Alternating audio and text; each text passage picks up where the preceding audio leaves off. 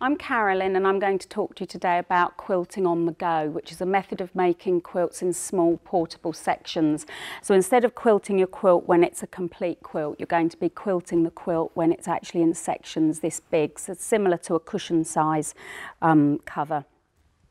And you can see those stitches are just pulling the edges together.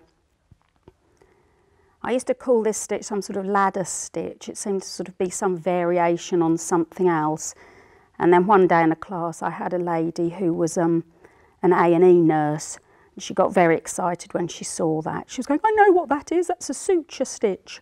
And it's all ready to be quilted. So as I'm joining my blocks together in the rows, I will then be quilting the area that's between the blocks. So on this particular one you can see we've actually filled this in now with the quilting design, so that I'm ready now to continue adding on more rows to this.